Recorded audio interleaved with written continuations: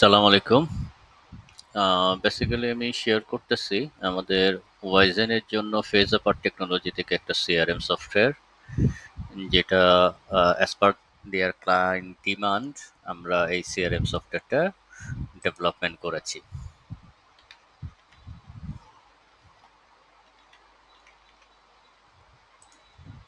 আমি এখন user name password দেওয়া হচ্ছে।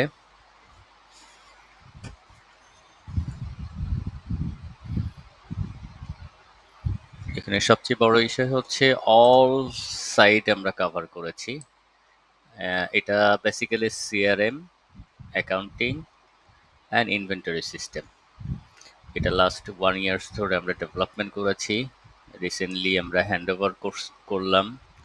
পরে অফিসিয়ালি টুমোরো ওরা ইউজ করবে। আশা করছি ভালো একটা ফিডব্যাক পাবে অ্যাজ পার দেয়ার ডিমান্ড।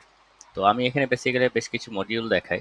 আমাদের সিআরএম এর ক্ষেত্রে আমরা যে সরাসরি যারা সেলসে কাজ করি, বিশেষ করে কাস্টমারের ডাটাটা সবচেয়ে ইম্পর্টেন্ট। কাস্টমারের ডাটাটাকে আমি কিভাবে সেভ করছি এবং পরবর্তীতে কিভাবে এটা আমি ইউজ করতে পারবো। লাইক অ্যাড কাস্টমার, আমার অ্যাড কাস্টমারে অটোমেটিকলি একটা ফর্ম চলে আসবে। আমি কারেন্সি সেট করতে পারি বিভিন্ন group wise, Akij group, Amber group, বিভিন্ন গ্রুপ ওয়াইজ সেট করতে পারি। গ্রুপের আবার সাব ক্যাটাগরি থাকে, নিউ কোম্পানি, এক্সিস্টিং কোম্পানি। তো এই ধরনের tagline as per the demand customer তার ফর্মটা আমরা ডিজাইন করে দিয়েছি। এখানে ইনপুট হওয়ার পরে ওয়েলকাম তাকে মেসেজ আমরা দিতে চাই কি দিতে চাই না, এটা হচ্ছে ইম্পর্টেন্ট। যদি আমি দিতে না চাই তাহলে আমি ওয়েলকাম মেসেজ দিব না। যদি মনে করি যে আমরা ওয়েলকাম মেসেজ নোটিফিকেশন দিয়ে দিব, তাহলে আমি তাকে দিয়ে দিতে পারবো। অ্যাজ ওয়েল অ্যাজ এখানে মানে আনলাইক আমার ক্লায়েন্ট আছে 4-5 হাজার 10,000 কাস্টমার আছে, প্রিভিয়াস এক্সেল ফাইলে করা আছে। আমরা চাইলে এখান থেকে ইনস্ট্যান্ট সেই সিএসবি ফাইলটা আপলোড করে দিতে পারি, তাহলে আমাদের পুরা ইনফরমেশনটাই চলে আসবে। আর এখানে সেক্ষেত্রে আমরা দিয়ে রাখছি সিম্পল, আমি আমার ডাটা স্ট্রাকচারের সাথে যদি ম্যাচ করে এটা আপলোড করা হয়, অটোমেটিকলি ডাটাটা চলে যাবে। সেকেন্ড নাম্বার হচ্ছে ক্লায়েন্ট লিস্ট। ক্লায়েন্ট লিস্টটা কিভাবে বেসিক্যালি আমরা সাজিয়েছি, আহ, বিভিন্ন কোম্পানি, তার কোম্পানির আন্ডারে সাব কোম্পানি, তার email address, cell number, present address, বিভিন্ন ইনফরমেশনগুলো আমরা চাইলে এখান থেকে দেখে নিতে পারি। এরপরে হচ্ছে আমরা যেহেতু দেখালাম যে গ্রুপ, আমাদের একটা গ্রুপের আন্ডারে কতটা সাব গ্রুপ, বিভিন্নটার আমি গ্রুপের আন্ডারে বিভিন্ন অর্গানাইজেশনের trade licence, tin VAT, tax চাইলে আমি রেখে দিতে পারি। আকিজের আন্ডারে আমি যদি কোনো ডকুমেন্ট রাখতে চাই, সেটা অ্যাটাচমেন্ট করে রাখা যাবে। এটা হচ্ছে আমাদের ক্লায়েন্ট পার্টটা। এরপরে বেসিক্যালি চলে আসে লিড। আমরা যখন কাজ করতে যাই একটা ক্লায়েন্টের সাথে, যখন আমরা কথা বলি, তখন বিভিন্ন ক্লায়েন্ট বিভিন্ন ইনফরমেশনগুলো ইনপুট দেওয়ার পরে, তো আমি কি কথা দিয়েছি সেই কথার ইনফরমেশনটা হচ্ছে লিডের ভিতরে কনভার্ট করি। কিভাবে কনভার্ট করি? যে লেটস ফর এক্সাম্পল আমি একটা ক্লায়েন্টকে ফোন দিলাম যে ফলো আপ কল, আমি একটা ভিজিট করে আসছিলাম প্রিভিয়াস কোনো কাস্টমারকে। তার ইনফরমেশন ইনপুট দেওয়ার সাথে সাথে সে ইন্টারেস্ট শো করতে পারে, আবার নাও ইন্টারেস্ট শো করতে পারে।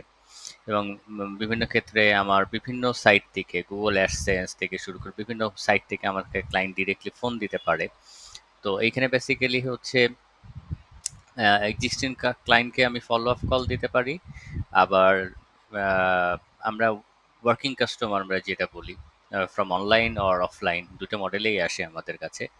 So Facebook, WhatsApp, Instagram, Twitter, যেহেতু এখন আমাদের ডিজিটালাইজ সিস্টেম আর এই সিআরএম সিস্টেমটা এআই ইন্টিগ্রেটর, সো সেই ক্ষেত্রে আমাদের এটা খুব ইজিলি হচ্ছে ডাটা প্রসেস করতে পারে।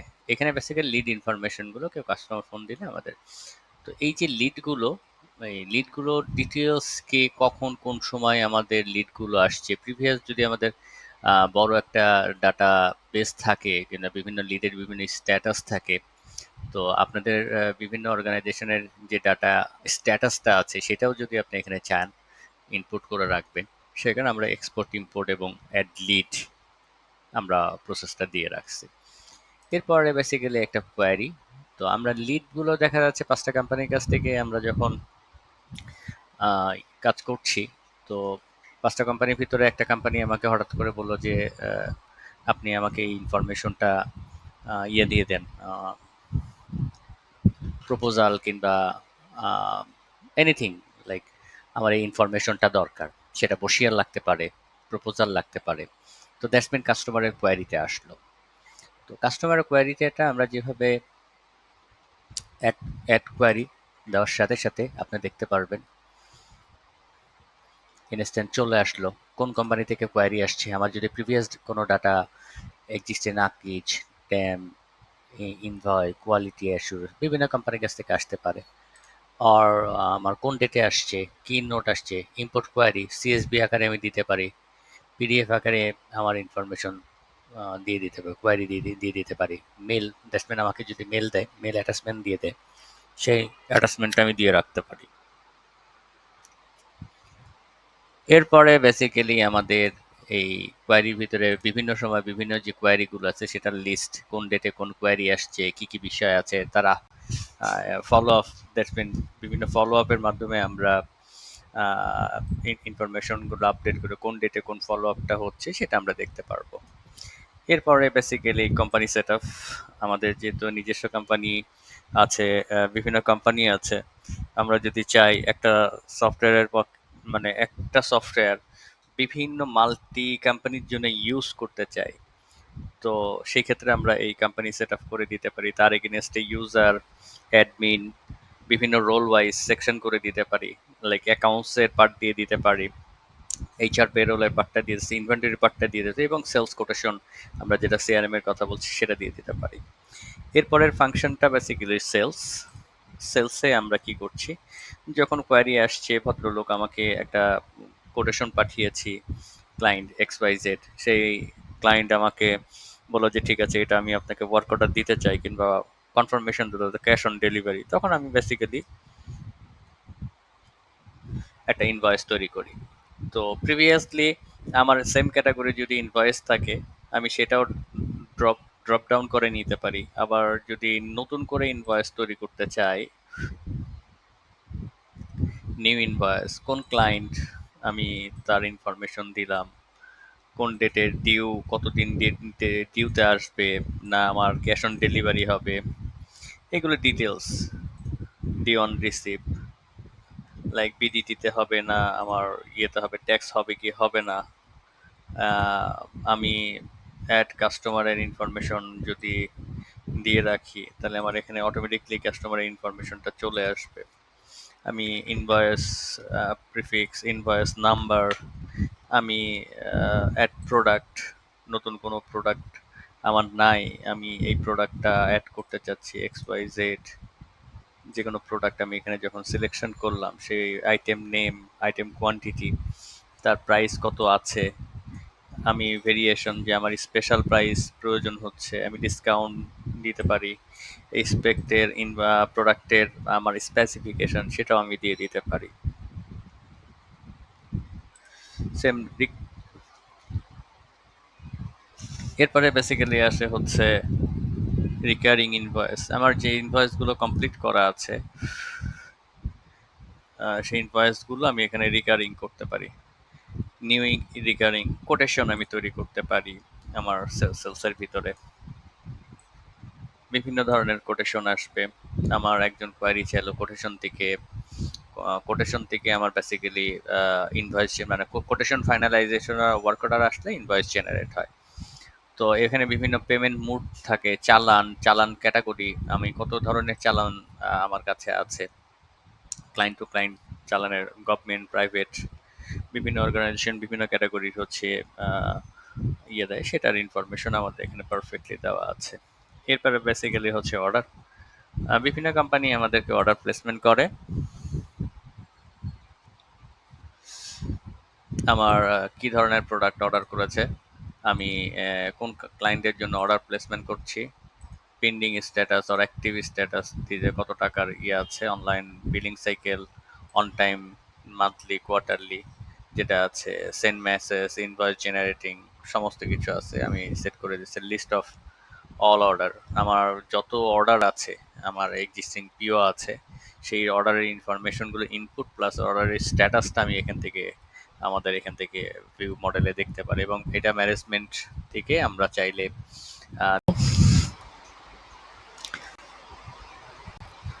হ্যাঁ, বেসিক্যালি এরপরে শুরু হলো হচ্ছে অর্ডার। অর্ডার থেকে নিউ অর্ডারগুলো, অল অর্ডারগুলো দেখা যাবে, অর্ডার রেকর্ডগুলো দেখতে পাওয়া যাবে। এরপরে থাকবে হচ্ছে আপনার বিভিন্ন ধরনের সার্ভিস আছে। সার্ভিসগুলো আহ, এখানে সার্ভিসের বেশ কিছু প্রোডাক্ট এন্ট্রি আছে। আমরা বেসিক্যালি এখন ইনভেন্টরির কথা বলছি। তো আমি প্রোডাক্টের বিভিন্ন সার্ভিস আছে, প্রোডাক্ট আছে, প্রোডাক্টগুলো এন্ট্রি প্রসেসটা আমি দেখিয়ে দিচ্ছি। ক্যাটাগরি, সাব ক্যাটাগরি, এটা সেটিংস থেকে কমপ্লিট করে নেওয়া। এবং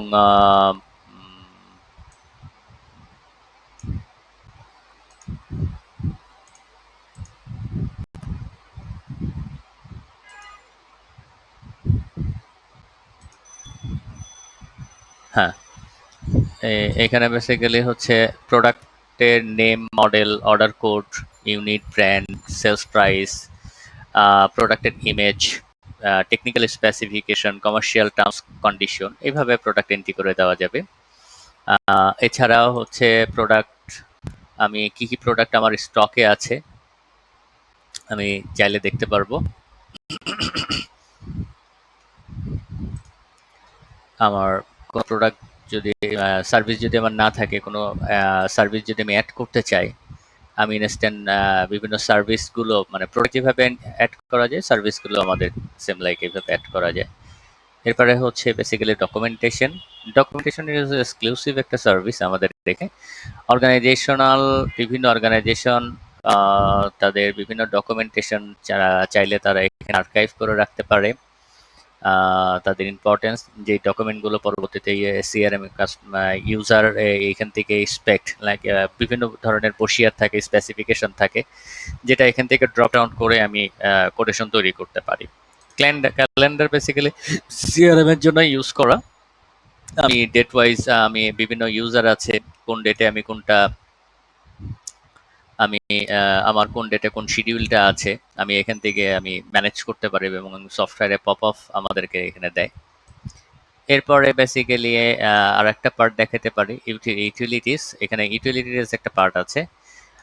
ইউটিলিটিসটা হচ্ছে বিভিন্ন ধরনের আমাদের আহ, আমাদের সফটওয়্যারের ভাষায় হচ্ছে ইউটিলিটিসটা হচ্ছে বিভিন্ন লগ ফাইলগুলো আছে, ইমেল নোটিফিকেশন আছে, ডাটাবেস স্ট্রেপিং আছে। সো ইন্টিগ্রেশন কোড আছে বিভিন্ন থার্ড পার্টি কিংবা ফার্স্ট পার্টি, ফেসবুক থেকে শুরু করে বিভিন্ন লেয়ারগুলো আমরা ইন্টিগ্রেশন করে সিস্টেম স্ট্যাটাস। আর চাইলে আর একটা জিনিস হচ্ছে ইউজার ইন্টারফেস। আমরা ফ্রন্ট এন্ড ব্যাক এন্ড থেকে, ফ্রন্ট এন্ড থেকে চাইলে অনেক কিছু কাস্টমাইজেশন করতে পারি। আমাদের বাই ডিফল্ট অনেকগুলো ক্যাটাগরি আছে, ডার্ক ক্যাটাগরি, লাইট ক্যাটাগরি, আমরা এখান থেকে সেট করে নিতে পারি। এছাড়া আর একটা আছে এডিট।